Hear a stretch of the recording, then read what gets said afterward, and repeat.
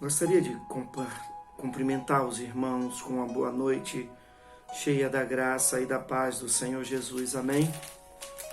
Gostaria de estar meditando com os irmãos nesta noite a respeito de um texto bíblico que se encontra no Evangelho de Lucas, no capítulo 24, onde a partir do verso 13 o texto bíblico diz assim: Naquele mesmo dia, 2 dos seus discípulos estavam a caminho de uma aldeia chamada Emaús.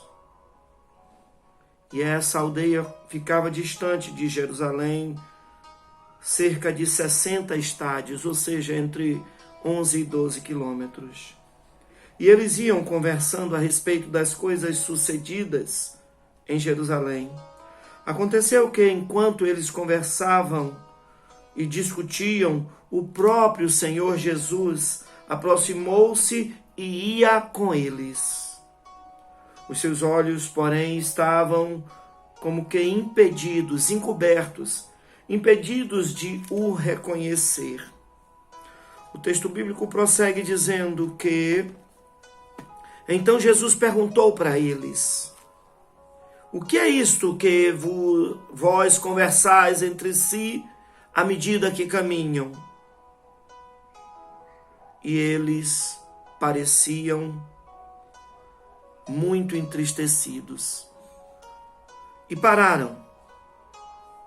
Um, porém, chegou para Jesus e disse, um chamado Cleopas, respondeu dizendo a Jesus: És tu o único, porventura, tendo estado em Jerusalém, que desconheceis as coisas que andaram acontecendo nos últimos dias? Uma censura, não é? Jesus, porém, indagou: quais? E eles explicaram o que aconteceu a Jesus, o Nazareno, que era varão, profeta, poderoso em obras e palavras diante de Deus, e todo o povo, bem como os principais sacerdotes, os quais, juntamente com nossas autoridades, o entregaram para ser condenado à morte e o crucificaram. Ora, nós esperávamos que fosse ele quem havia de redimir a Israel, mas depois de tudo isso, é já o terceiro dia desde que tais coisas aconteceram. E verdade é que algumas mulheres das que andavam juntamente conosco nos surpreenderam dizendo que foram ao sepulcro de madrugada e lá, estando, não acharam o corpo de Jesus. Porém voltaram dizendo ter tido uma visão de anjos, os quais afirmavam que Jesus vive. De fato, alguns dos nossos foram ao sepulcro e verificaram a exatidão do que elas disseram, mas não viram nada nem ninguém. Então Jesus disse a eles: ó nécios e tardos de coração para crer em tudo que os profetas disseram. Porventura não convinha que o Cristo padecesse e entrasse posteriormente na sua glória? E começando então Jesus por Moisés, discorrendo por todos os profetas, expunha-lhes o que a respeito dele constava nas Escrituras Sagradas. E quando se aproximavam da aldeia de Emaús, para onde iam, Jesus fez menção de que ia passar para mais adiante, mas eles o constrangeram, dizendo: fica conosco, porque é tarde, o dia já declina. E então Jesus entrou para ficar com eles. E aconteceu que, quando estava à mesa, tomando o pão, e o abençoou, e tendo partido o pão, deu a eles. Então, abriram-se-lhe os olhos, E eles reconheceram a Jesus, mas imediatamente Jesus desapareceu da presença deles. E disseram então um ao outro: porventura não ardia em nós os nossos corações quando ele pelo caminho nos falava e quando nos expunha as Escrituras? E na mesma hora, levantando-se, voltaram para Jerusalém, onde acharam reunidos os 11 e os outros com eles, os quais diziam: o Senhor ressuscitou e já apareceu a Simão. Então, os dois contaram o que lhes acontecera no caminho e como por eles fora reconhecido Jesus no partir do pão. Vamos orar. Muito obrigado, Santo Deus, pela tua palavra que acabamos de ler. Pedimos que o Senhor nos dê a inspiração e a iluminação do teu Santo Espírito, para que com fidelidade possamos transmitir o teu recado. Nos usa, Senhor, para trazer edificação ao teu povo. É o que nós te pedimos, Santo Deus, em nome de Jesus. Amém? Eu gostaria de estar, então, compartilhando com os irmãos a respeito do tema O Caminho de Emaús. Devo dizer, antes de qualquer coisa, que este relato do Evangelho de Lucas é, sem sombra de dúvidas, uma das mais dramáticas expressões do Novo Testamento sobre a ressurreição de Cristo. O texto fala da caminhada de 2 discípulos para uma cidadezinha que ficava cerca de 11 a 12 quilômetros a noroeste de Jerusalém. Percebam que o contexto do texto bíblico aqui é um contexto de dificuldades.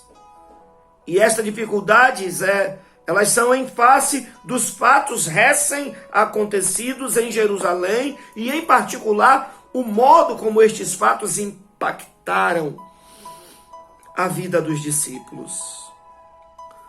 Devo dizer que no dia a dia, como cristãos que somos, muitas vezes somos impactados na nossa caminhada com Deus.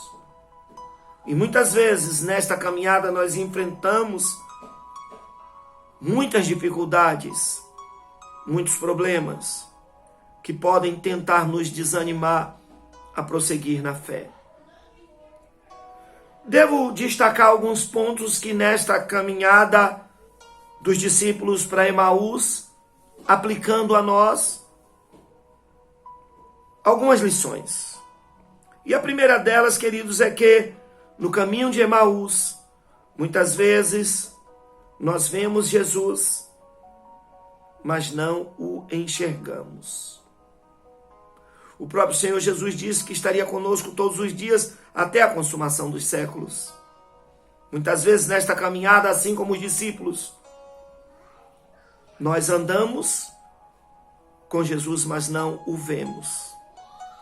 Em segundo lugar, eu devo destacar que no caminho para Emaús, muitas vezes nós dialogamos como os discípulos, eles falaram com Jesus, o texto assim nos diz. Eles ouviam Jesus, Jesus falou com eles. Muitas vezes nós dialogamos, nós ouvimos Jesus, nós falamos com Jesus, sem, entretanto, reconhecê-lo.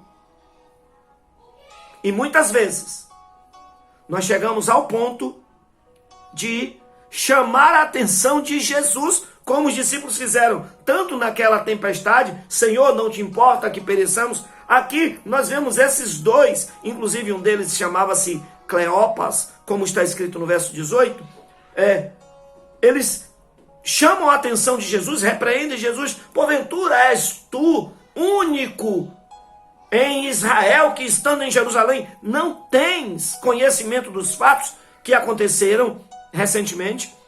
Chamaram Jesus de desinformados. Às vezes na caminhada, na dura caminhada que enfrentamos, não percebemos muitas vezes o Senhor próximo de nós e até como os discípulos clamamos e chamamos a atenção e repreendemos. Devo destacar em terceiro lugar que no caminho para Emaús, conforme nos diz o verso 19, nós mostramos conhecer Jesus. Os discípulos mostraram isso. Profeta poderoso em palavras diante de Deus, diante dos homens, diante das autoridades, mostraram conhecimento de Jesus, mas não somos capazes de reconhecê-lo no dia a dia, andando conosco. Foi assim com os discípulos, às vezes é assim conosco.